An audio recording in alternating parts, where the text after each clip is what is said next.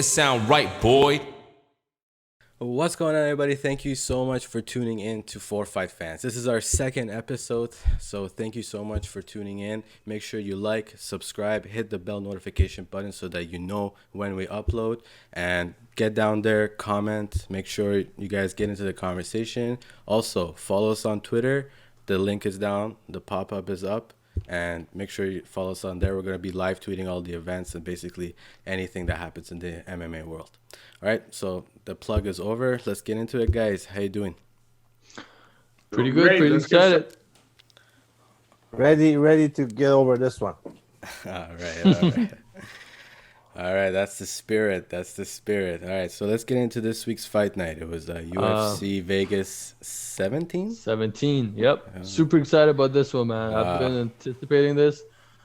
This week we had to start a day later. That's right. Than we intended to. We're usually live on Monday nights. Monday nights. Technical difficulties, yeah. So I've been waiting to talk about this. Well, we're bringing a lot of updates to the show. So every week we're trying to make the show better for you guys. So yeah, tell us how we can improve too. But yeah, man, as I said, I've been waiting for this episode. There's so much to talk about. There's so much going on. Yeah, let's get started. Let's get into it. So the prelims, we're gonna skip it, a few of the prelims and go straight into Pannie Kianzad, because that's the fight we were all looking forward to. I personally was looking forward to it. Representing our proud nation, and she had a fantastic performance. She went through some adversity in the first round, but she got she was able to come back, make adjustments, and overall give a great performance and win by a unanimous decision. Well, great mentality of her that she could come back in second, third round. Definitely. Other than you see what you see in fight, but one thing that it really showed us is her strong mentality. Because especially if you're in a stand-up fight and you get some punch in your face, I think it's easier to come back in the second round comparing to being in a position that you don't want to be. So if you're not a grappler or if you're not a jiu-jitsu guy or something and you're on your back the whole round, then it's gonna get into you. But she came over that good, and she did a good job in second and third round. Yeah, very good. Yeah, job. I feel like the empty arena kind of helped her in this one. Because imagine when you have when you have 40,000 fans and you're on your back for 5 minutes, it's hard to get back into it, but when there's been without the fans, I think it's easier to focus and refocus again, and just plus it would have been a local crowd too, Oh yeah, everyone would have been backing SarJ. Yeah, for sure. It was after that first round I was kind of scared for her because I was cheering for her, but I'm like, maybe Sijara just got this one. She was definitely the favorite. But yeah, man, great comeback. Yeah, I can't wait to see more of her in the UFC. Her second fight, second win in the row. Let's go, Pannie. Yeah, for sure. She was, as you guys mentioned, she was having some adversity in the first round.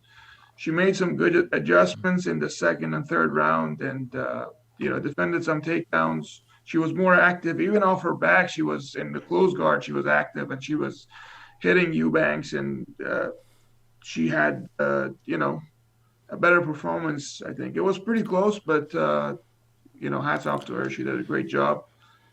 Yeah, definitely. I mean, it was close. Yeah, it was a close. She won 29-28 on all the judges' scorecards. So, I mean, it was still a unanimous decision. She got the second and third round for sure, and she was more active. She didn't let SarJ take her to the ground in the second and third round at all, where she struggled in the first round. And I guess it may be because of a size difference. SarJ was probably a little bit heavier than her. She was a bit taller, perhaps, but yeah, she didn't let the fight go where SarJ wanted it, and that was very impressive. A lot of good coaching, a lot of good adjustments made. Yeah. And I was watching that fight with the family for the first time. I was introducing them to MMA.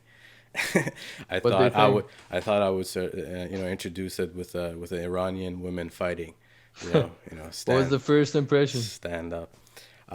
So yeah, my mom and grandma were way more into it than my dad for some reason. Like, I don't know. I don't Maybe know it was why. because women's fighting. Yeah, perhaps. Maybe. But Definitely overall, not my mom. But going back to Kianzad, going forward, I don't. She's got some aspects to improve for sure, man. oh, definitely, Like, definitely. you know, Sijara Eubanks, she's good, but not everyone's gonna be another Sijara, man. You gotta improve your definitely. grappling. You gotta improve your ground game. Yeah, She was good on the ground. I thought she was great off her back as well. I mean, she tried a few submission attempts. I mean, it didn't really pull off. She got defended, but she was always active. You know, always looking to transition and go for submissions. So she's definitely got some skill on the ground and grappling for sure. I think her stand up perhaps could even improve and. I feel like her stand up is better. Yeah. Well, yeah, get better for the division. If she wants to get higher in the division. But the division at the same time, isn't always so deep. So yeah, we'll see. Well, you get to that top 5, it definitely is. Right? Yeah, but hats off to her. Congratulations on her fight. Great performance. Yep. Shout Can't out wait to her. See more of her. Yeah. Her third victory in the UFC, by the way. Third or second? Third. Second in the UFC, third overall. Third overall, yeah. Wow. Yeah, so let's move on to the featured prelim, which was Anthony Pettis versus Brandon Moreno. And, man, Anthony Pettis, wow. And what a great fight. What a great fight. We had some breaking news on Anthony Pettis, actually, this evening. He revealed that he's leaving UFC. Sad news. Well, UFC is leaving him. No, actually, no. The UFC, his contract ran out. That was his last fight of his contract, his current UFC contract. And he came and announced that he's not pretty much going back to he didn't actually say that. He said he's going to explore free agency, which is a new term in the MMA fighting world. Do you think he had an offer from UFC? I don't think so. Well, we don't know. We don't know what's going on. This could be a bargaining strategy from everywhere. I think he has an offer from everywhere. I mean, different money, of course, but I think he has his options wide open of where he wants to go. And off of that performance against Moreno, I think he'll do well anywhere. I really wish I could know how much they like, because by the end of the day, none of us know. Like, people say stuff in media, but no one really knows how much a fighter gets paid. I just want to really compare like the UFC pay rate. Well, sometimes it's known, other times it's not really known. Yeah, maybe, I don't know. I don't trust. But if I was to guess, Anthony Pettis is. It's a hard one. I mean, if his contract is like coming back from his kind of like championship days, or like when he was a top contender, if it's the same contract, then he's probably making he was making a decent amount. Yeah. But I don't know if they update contracts and stuff. I'm not sure. I don't know. He wasn't even in the main card. That's kind of distant. Yeah, it was a featured prelim. Yeah. His last fight was also a featured prelim against Cowboy. But he was coming off a loss then. But he beat Cowboy. No. Before Cowboy, he was coming off a loss to Pereira. Yeah. No, he beat Cowboy. But he beat Cowboy, yeah. Before Cowboy, he lost to Pereira. Yeah, before Cowboy, Yeah, but considering... go ahead. Considering he was a former lightweight champion, I mean, I don't think they did him good. He should have been in the main card for sure. Yeah, for sure. That might be the reason he's just like, you know what, showtime's over. Yeah, it's possible. That was this. Yeah, but one thing I noticed: many people that leave UFC, like I don't know. That's why I feel recently many fighters the fighters who are more confident in their stand-up. They go to bare knuckle fighting. And that's a tough shit. No, they don't, man. The only people that go to bare knuckle fighting are the people that nobody will accept. Like nobody will accept. The only person that's been there is the GOAT Paige Van. The GOAT. that went there, on her own terms in a sense, and she's the only poster girl for bare knuckle fighting. Like, makes no sense though. With that face, I wouldn't do that to myself. Whatever, but Call me shallow if Bare you will. knuckle But... fighting is I think the last step. Unfortunately, you don't have that face, Mara. Well, yeah. I wish you had it. She's wasting it. I wish you had it. I don't know. We'll let the fans decide. Yeah. Comment down below what you think of Mera's face. All right, let's move on, guys. Let's move on to the main card. It moved. Basically, the first card, it was the heavyweight bout between Marcin Tybura and Greg Hardy. Greg Hardy coming into this is a hard favorite. Not a hard favorite, I wouldn't say that, but a favorite nonetheless. That was crazy. And Marcin Tybura was on a 3-fight winning streak in this year, in 2020. So with this win over Greg Hardy, he is 4-0 in 2020. And another impressive fighter out of Poland. Mm-hmm. Yeah. 4-0 or 3-0 this year? He's 4-0 with this win. With this one? Okay. Yeah, that was a great performance. You know why I think he was the underdog on Saturday? Why? Because there's so much hype around Greg Hardy? No. Yeah, that too. But I think it was because of Tybur's last fight. His last fight before Greg Hardy. He won the fight, but he wasn't that convincing. What was his last fight? Tybura? It was very recent. It was Ben Rothwell. The guy's name. Ben Rothwell. That was a couple months ago. It was it was Ben Rothwell was his That's last what fight. It was, yeah. Yeah, it was, and it was exactly the same narrative as well. Ben Rothwell went all out in the first round trying to knock him out. He took some punches, maybe not as much as Greg Hardy, but he just took some punches, rolled with it, and then in the second and third round took him down and controlled all the way through. I think it was a dominant performance, to be honest. That fight. Yeah, it wasn't spectacular, because he didn't get to finish Ben Rothwell, but not a lot of people do. Yeah. Or maybe maybe it was the first one. Maybe just I think Greg Hardy was just way too Greg Hardy hard. was clueless on the ground. Yeah. Absolutely clueless. He is very one-dimensional, man. He definitely needs to work on his ground game and his conditioning for sure. Because in the first round he did pretty well, but his striking has improved. He threw some very powerful shots. Tybura has a chin on him. Yeah. But in the second round, he was taken down easily, and he just didn't have an answer. No answer whatsoever, and he got gassed out as well in the second round as soon as it went to the ground. In that weight class, you got to improve your conditioning. Yeah. Ground and pound at a heavyweight level. If you don't know what you're doing, it's a finish. You got to think of every fight as a potential 3-round fight, right? It's not a 5-minute, 2-minute fight. You got to be able to potentially go 50 minutes. Yeah. So far he's faced 2 top contenders, and he hasn't been able to. Doesn't have an answer for either of them. So he has quite a bit of work to do. How old is he? 30-something? 31?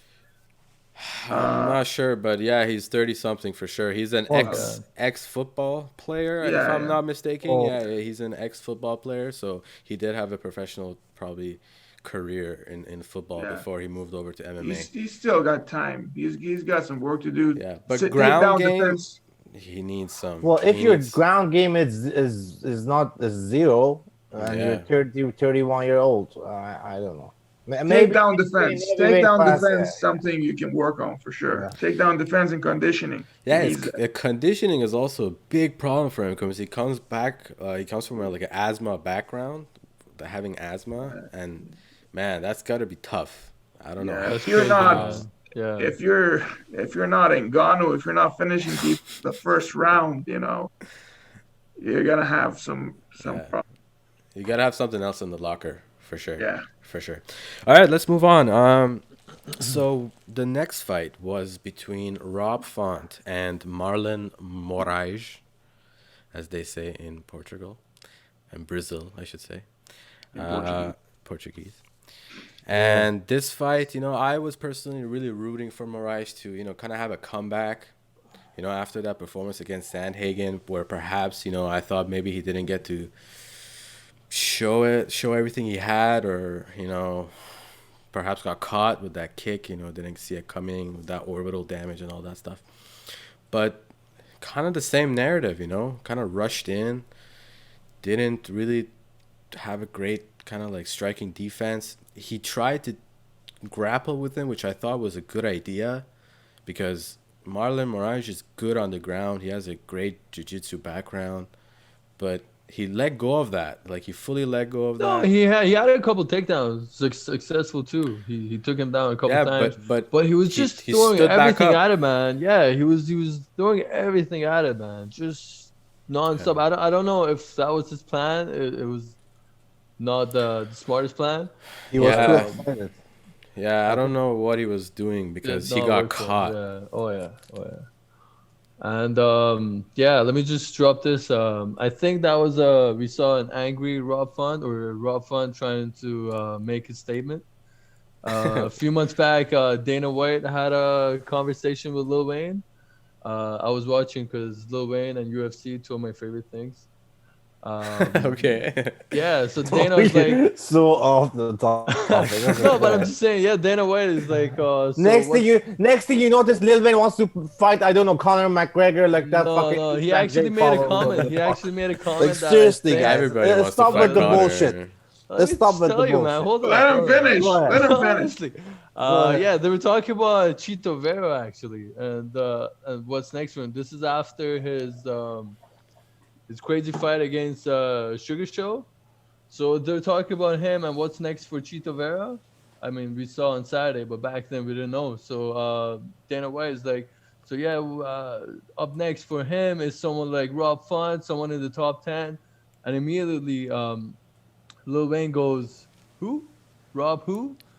And Dana, I could tell Dana is like kind of like not happy with that reaction because he's like, yo, this guy's my, you know, like number 10 or 11th ranked fighter. You know, you can't be talking to him like that. Dana loves his fighters. If Rob Font saw that interview, I think, you know, he's like, yeah, okay, let me show the world who Rob Font is. I think he was there to make a statement because it was a make or break fight for him. He was, you know, on a little up and down path. That was an important fight for him. Moraes, he's got a future, man. He's got a lot of time to bounce back. You think so? He's a really good fighter. Yeah, he's a good fighter, man. I think the damage he took from Sandhagen and this fight, it might have been a little too much. Yeah, maybe. We'll see. Only time could tell. Because he doesn't look like the same fighter.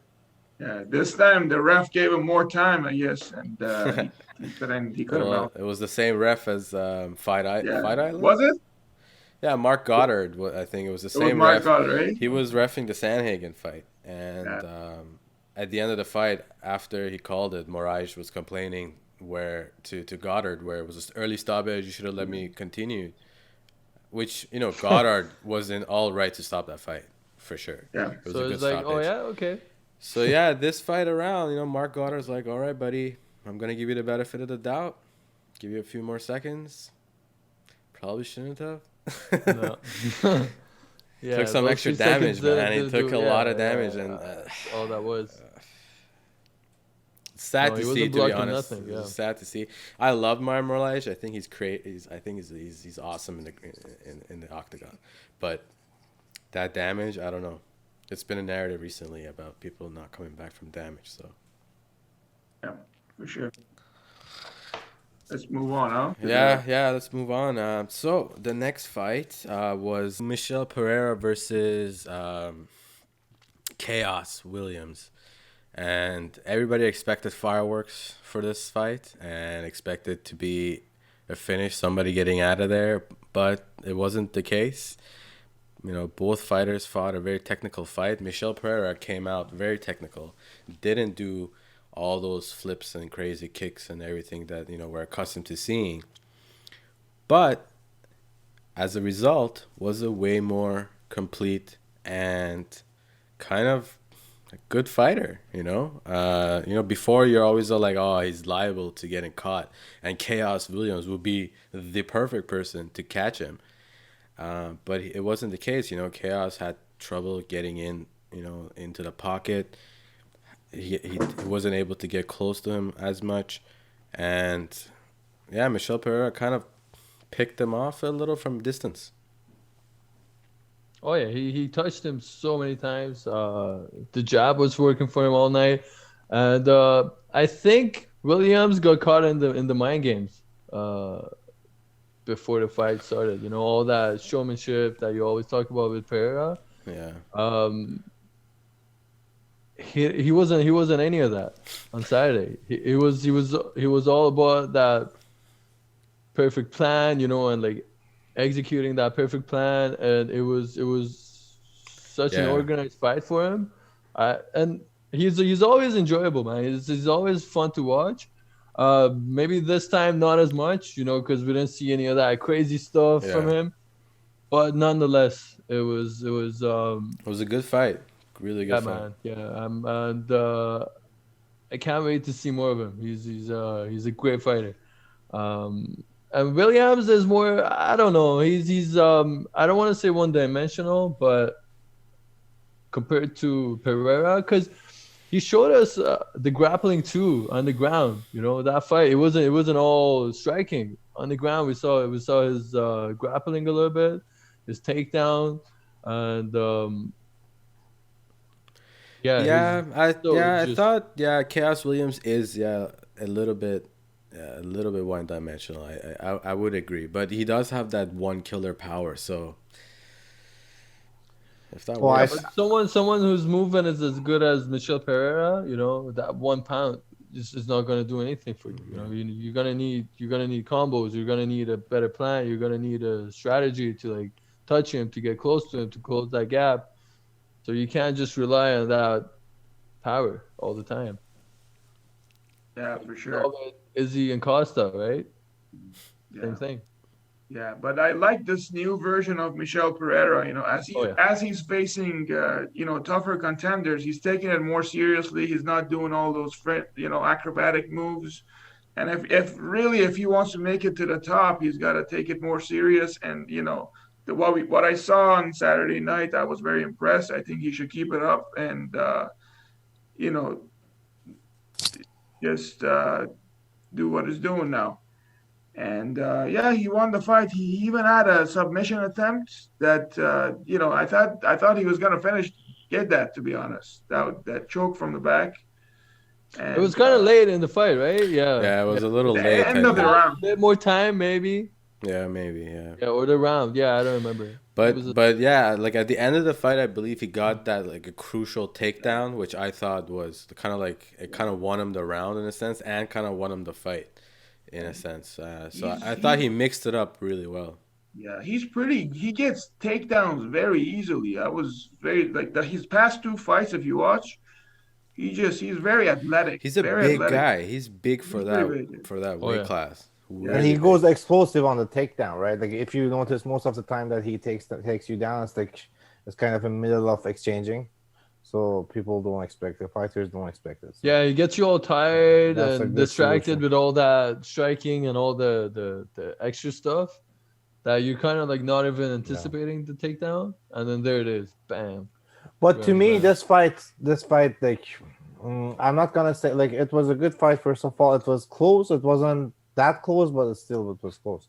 One thing I want to mention is that I think Khaos, I'm not saying that he was like he couldn't do much, but I think one main reason is that like I kind of thought that's what's gonna happen.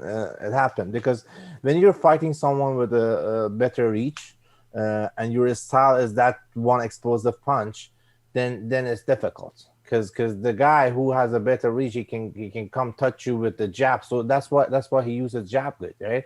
If you have a better reach, you can easily use that jab. So he utilized on his reach, and he could get the fight. He could do more, right? And one more thing is that like he took him down. By end of the day, like I think usually in UFC, whoever is finishing the last round. I think there's a tendency that they give the decision to that guy. I'm not saying the fight was that close, but Pereira was better. But like one main reason was that he did good on the last round, right? Maybe if it was other way around, the decision wouldn't go that way. But overall, I think he used his reach. And if you're explosive, if you're a kind of fighter that you rely on that one punch knockout, then you have to really work on your reach or on your timing because that's really important, right? Like we had fighters that they're really good with the timing and they go with the bigger guy, and that's why they win the fight. So if you want, why are you having a smile on Mera? I try to hide it, but anyway, but yeah, that's the deal. Well, I didn't want to say it, but Meryl wants me to say it. So Connor is like that about Nate, and he I wasn't laughing at that. But anyway, but I'm just, that's what it is. Like if you're fighting with someone with a long reach, you just have to have a good timing, and that's not something that all fighters have. So, but anyway, it was a great fight. What do you guys think about the Khaos' stare down? Like, it is so weird. So weird. That's what I'm saying, man. He was caught up in that mind game. But he did that in his last fight as well. Yeah, but I mean, I don't know. But Michel Pereira, for sure, he surprised us all, man. Like, he showed that, he could be serious when he counts. Guys, I was thinking about one thing. Like, imagine all these fighters. Like, it's been like what? It's been 9 months right now, 10 months right now that all fights has been without almost a year. Yeah. Yeah. Well, so imagine these fighters, they get really excited and they act toughish and shit. So imagine once the crowd comes back, they're gonna you're gonna get surprised because some people might not be able to take it. Some people might perform better, right? Oh yeah, 100%. Definitely. Yeah. Like they adjusted that. There's some gonna be better, I guess some perform. I don't know. Well, like Merat said, Pannie, Kianzad, like since we are all her fan.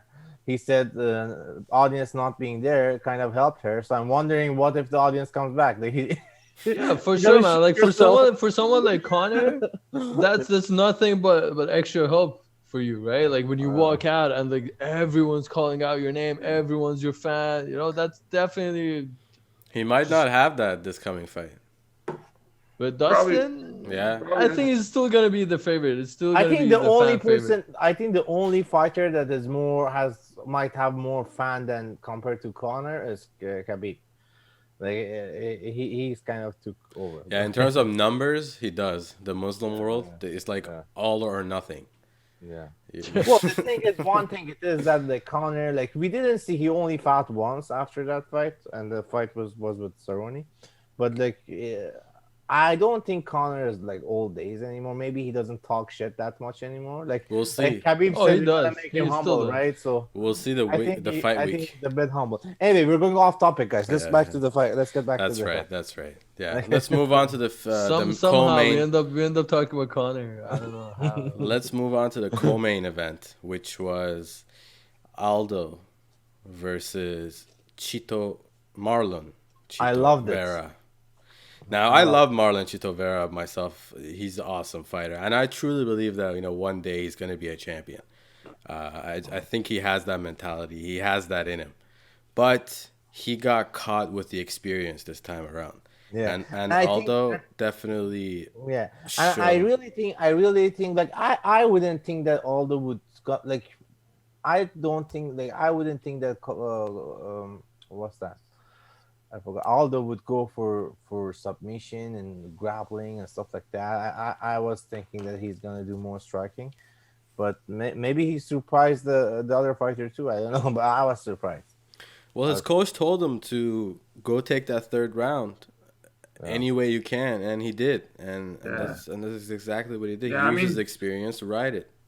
No, but the thing is, usually because I don't know how old is Aldo.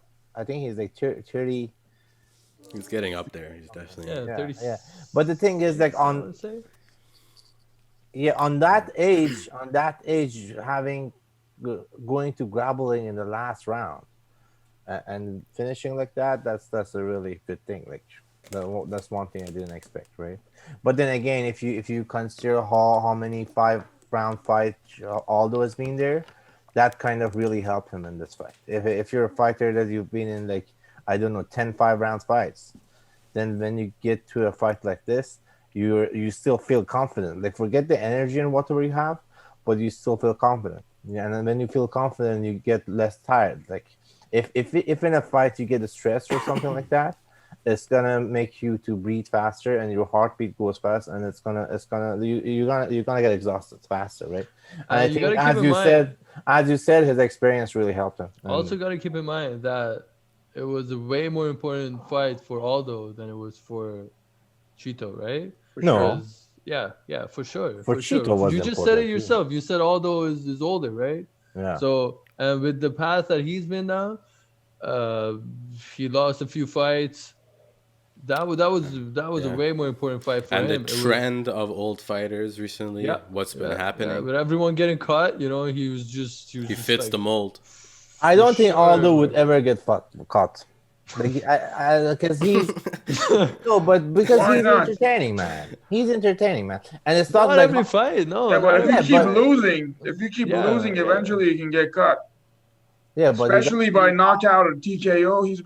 He's lost many fights recently. yeah, but then he wins some. You know what I mean? It's not like he loses 3 fights in a row. He will lose one, he win one. That's how it's been. So. Yoel Romero, he's not interesting to watch. Yeah. He is, right? Like not this last fight against Izzy.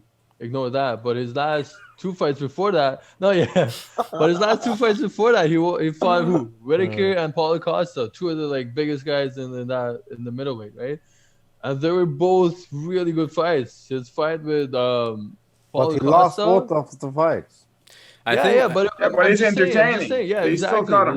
It's I think fun to watch. Aldo has a similar problem to Yoel, and Yoel And got caught. if he got caught, why not Aldo? The similar problem is, though, consider this: whoever you match up against Aldo, if they're the prime #1 contenders, they'll beat him. As we saw how it happened with Peter Yan. But when you match him up with someone maybe in the top 10, breaking into the top 10, Aldo wins. Same with Yoel. He lost only to the top contenders. But then when you put someone that's up and coming, Yoel beats them, stops their momentum. Same thing with Aldo. So they're both in a very sticky situation, and Aldo coming off of this win proved that as well. Chito was on the rise. Yeah. He was someone that the UFC is definitely backing because he speaks English, and Aldo doesn't speak an ounce of English after 12 or 15 years in the UFC. Yeah, that's bad, man. Not an ounce. Well, I mean, he's got his own fan base. He's got his own for sure. sponsors. Definitely, yeah. He's massive in Brazil. Even the temporary ones. Yeah. Massive in Brazil. Yeah, what was up with that thing on his chest? It was a temporary tattoo for some sort of probably cause, I'm sure. I didn't look into that. I thought it was a military tattoo, I think. It was I think something with Brazilian, but yeah. The I thought it was a sponsor. Yeah, I think it was some sort of paid him for a couple of rounds. No, I think it was some sort of statement. Probably someone got assassinated in Brazil or something. Cartel keeps killing, man. What's that got to do with his tattoo? Probably in the memory of the poor soldier or some guy. So yeah, let's talk about the fight though. The 2/3 of the fight, 2/3 of the fight was actually striking. In the first round, he won the round. He did very well. Oh, yeah. Those body shots, hooks to the body, straight shots to the body, leg kicks. Yeah, worked the body pretty well. well. Second round was pretty close. He probably thought, and his corner thought that he lost the second round. So third round he came, and all he did was, he took the back and got a body triangle and just waited there. He won the round. That's all experience, and he took the fight. He knew he had to, make an adjustment. And a lot of people hated that, man. A lot of people hated on it. And I was watching him fight. I'm like, you can't hate that. That body triangle was so tight.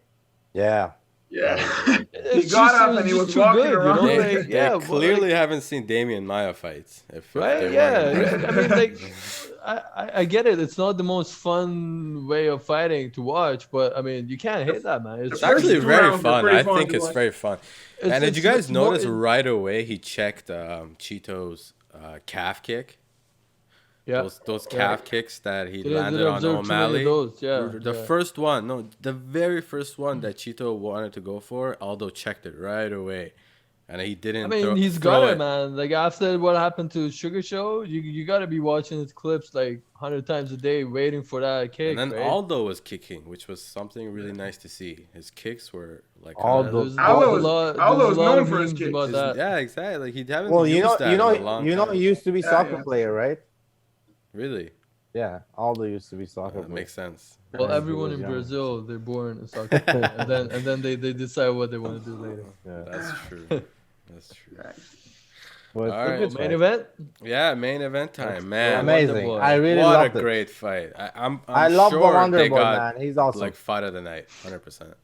But Yeah. I'm not sure. But they should have either way. Yeah, it was unfortunate. The first round they had that head collision. They both got caught. Yeah.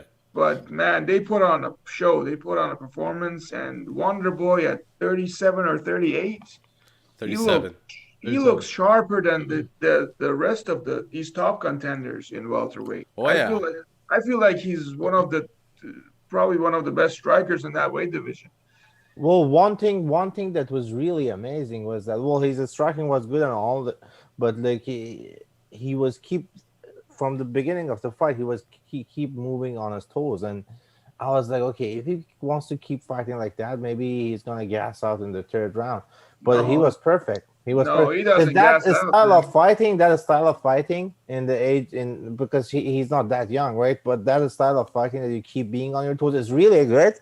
Because it kind of confuses your opponent, but in long run, it can kind of exhaust you because you keep moving. But he was I don't know. I think he's a more. I'm not a fan of any fighter here, but I think he's really entertaining, and I really wish he gets the title shot. Like, he already got 2 title shots. He's gone 10 rounds against Woodley, which one of them, the second one was one of the most boring fights I've ever seen in my life. But the first one was a draw. Very good. Yeah. The first one was a draw. They overturned it. But I feel like, to be honest, he said it at the, in the post-fight interview. He said he wants to run for the title. And I honestly feel like he can, and I feel like he has a chance of attaining that title. Yeah. The one important thing with him is that I think the way he fights, he is really technical and he knows the angles really good. He has a better in and out movement than Johnny Sins. Yeah. So but the thing is, he knows the angles, right? He knows the angles really good. The only challenge for him to go with Usman, he's not gonna get the title shot directly, but I don't know how good is his grappling, right? He has good takedown defense. His takedown defense is very important, and he's very good at that. Fantastic. Very good.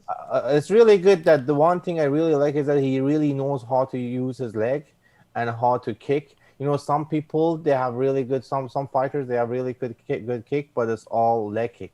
Yeah. He would hit different side kicks, back kicks. Yeah, so when you do that, it really confuses your opponent, and that's how actually Pettis got to kick like that way, because he was keep kicking the sides, legs, and body kick, and then it gets to a point that it starts to hurt, and that your opponent tries to defend those, so he's gonna leave an opening, and you can score from that. So he knows that tactic really good, and he knows the angles. And to be honest with you, like I'm not a hater or something, but in 170 division, he's one of the best, because I don't think we have really that much of a great fighter in 170 compared to others. But who does he fight, guys? Who does he fight? You have Gilbert and Usman already tied up. You have Masvidal and Colby tied up seemingly. Khamzat. Who do you fight? Who does he fight? Khamzat got Leon Edwards. Khamzat got Leon Edwards. Yeah, it's happening. Probably has to wait on the sideline a bit and see what's... No, it doesn't have to. I mean, so who does he fight? Why do I say that? Because of the way he looked on Saturday. Honestly, you can't go against him. But you never know. He might run it back with Masvidal. You also have to consider that at the end, in the 5th round, you saw that his knee was really messed up.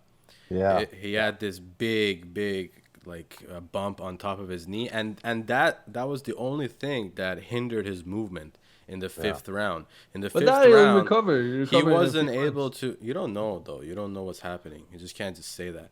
But the fighting, like when the 5th round he couldn't move as much, it was like Neal's kind of chance to kind of break the distance, get close to him, and even try to hurt him more, because he definitely wasn't as mobile in the 5th round after that injury.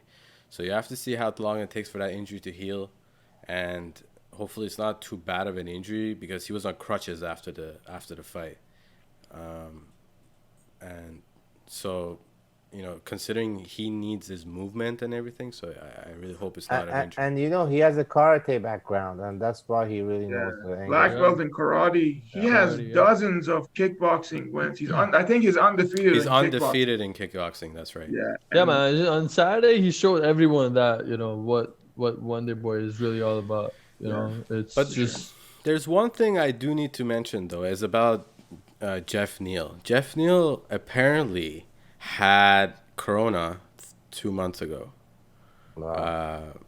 And he was in a terrible condition. He was in ICU. He had heart failure, like a cardiac arrest maybe, but maybe not. I'm not sure. But he had something severe with his heart. Yeah, the type of virus that he was infected with was apparently one of the craziest types of corona, which that's why it infected his heart directly. COVID-20. That was he was. COVID-20 plus. So his performance, you gotta consider that it might have been compromised, considering, and other people mentioned that he was still cutting weight. During that week, and he didn't have the best time with it and all that stuff. So putting Wonderboy up against someone that's in a much more physically prime condition might be a different outcome. But you don't have many of them left the ones that are left are the top contenders. So that's why I asked you, who does he fight? And if he does fight them, will he be successful? Well, I'm gonna tell you guys this. I think, I honestly think he's a better striker than both Kobe and Usman. Not a better grappler. I feel like he can beat both of these guys. He's probably a better striker than Gilbert as well. Yeah, I'm not saying that fight makes sense, but I'm just saying he's at that level. Whatever fight he gets, I hope that he gets to a title shot before he gets. Well, he called out Masvidal himself. At the end of the Masvidal, fight. He already beat him. I guess Wonderboy beat him already, and he's calling him back. That's how big Masvidal is. For the other belt, for the BNF versus the NMF belt, whatever. Well, the thing is, what does that stand for? Baddest motherfucker. Versus the nicest motherfucker. Yeah. Can I just add to that? I don't know where, but I read it somewhere that they're like, would he go the title path, or will he take the BNF path? But I'm like, why not both, right? Because if he goes through Masvidal, what's next for him? The title, right? There's nothing else left. So that makes sense. I mean, if I know Masvidal, Kobe are in the talks, but that actually does make more sense. Makes a lot more sense, and the narrative is much more marketable as well. Yeah, but then what are you gonna do with Wonderboy? Because Burns already got exactly. What do you do with Wonderboy, man? Okay, I really want to see Wonderboy become a champion. Yeah, I do too. He really deserves it. He's one of the best that never had a belt. Okay, I think Wonderboy will just look at. So would you give him the winner of Masvidal, Kobe, or would you wait for the Burns Usman winner, and then give him the title shot straight up? I was gonna just talk about that. I think that they're not gonna give him any of that, and they're gonna give him another young killer. But he's already ranked 5th. I know the rankings don't always make sense, but they got it sometimes, right? So he's already 5th. Luque, and then now old news. Geoff Neal. I mean, for him. No, I'm saying he took them out, and they were all on that's what streaks. I'm saying. Yeah, that doesn't make sense. Another rematch. No. I'm not saying to fight them. I'm saying what next for him? They're gonna give him another young, hungry guy that's on the rise. And who's on the rise in that division? After he gets through Edwards, Kianzad. Yeah. I don't think he wants that fight. No, if I were him, I wouldn't. No, I mean after he not a matter of wanting anymore. Not that he's scared. I don't think he's scared. It just doesn't make sense for him. If Khamzat gets through Edwards, it doesn't make sense for you? No. Through Edwards. It makes sense for me. If they're giving him Edwards now and he gets through him, why not give him Wonderboy next? Okay, I think it doesn't make sense for Khamzat because Khamzat probably wants, Kobe or somebody on top to go for the belt. Wonderboy right now is I think Wonderboy would be an adequate stepping stone to the belt. But wouldn't he already be above? Yeah. If I'm Wonderboy, I would want someone in the top 4 next, so that it gets me closer to the title shot. I think. Well, then he's gonna probably have to wait around for a while. Well, the thing is, he has to. If he's ranked number 5 and he wants to get the title shot, he has to go. Well, there's no way you go with someone ranked 10 or something like that, right? But the thing is, as you said, those fighters are already fighting, like Gilbert Burns and Usman, and Colby Covington as Masvidal. And by the way, I think he's gonna win all of them. Wonderboy. Gilbert Burns. That's kind of bold. That's kind of bold to say. Yeah, I don't know if he can win. I don't know if he can win the fight against Usman because I don't know. Usman is the only guy I could see Usman him not winning against. Yeah, is Usman, and it's just like the gonna old need prosthetic toes after facing. Yeah, the good old. Usman's probably gonna pull off a boring decision. Boring ass, like grappling. No, I think Usman out of those guys, Usman can win the fight, but I think Wonderboy fight. Wonderboy, I think he can beat Colby Covington easily. Yeah. Guys, not easily. He can beat him. Colby is not easily. In that. You guys are just saying it because you hate him. No, not because of that. No, he's the same fighter. Colby Covington is the same. No, I'm just saying. You're just saying. He didn't change. He didn't change. Like, if you compare Colby now than Colby 2 years ago and 3 years ago and 4 years ago, it's the same fighter. There are guys that have to fight, right? So Masvidal has to fight against Colby, let's say, and then the Gilbert Burns against Usman. One of these guys is gonna pull out due to COVID-19 or an injury or something like that, and Wonderboy is gonna jump in there. But you have to see how much time he has to prepare for the fight. If it's only 1 month, then I don't give him chance. He's gonna lose. But if he has good 2 months or something like that, maybe. If you're talking about a step up fight, you're obviously not gonna have enough time. So if they're gonna keep giving Usman last minute replacements, he's never gonna get dethroned, unless it's Khamzat. Can't wait for that one. All right, gentlemen. Is there anything else we need to cover this week? No, our next show is gonna be about the top knockouts or stuff like that, right? Yeah. So next week's show, we're gonna do a 2020 review. We're gonna get through all the stuff that's happened in 2020 and what's coming up in 2021. Maybe we might have to push that one to the show after, because we're partying. There was so much. Because there's so much that happened in 2020. Parties left and right. We don't have time to come here, guys. All right, guys. It's been fun. Thank you, Masood. Thank you, MJ. Thank you, Sam. Follow us on Twitter. Make sure you like, subscribe, follow us on Twitter, all that good stuff. Get in the comment section. Tell us what you think want the latest news. Tell us what you think of this show and anything we can do to improve it. And don't let us know what you think of MJ's face, of course. All right, guys. Take care. Have a good one. Be safe. Take care, guys. Don't forget to subscribe us. Thank you. Take care. Bye.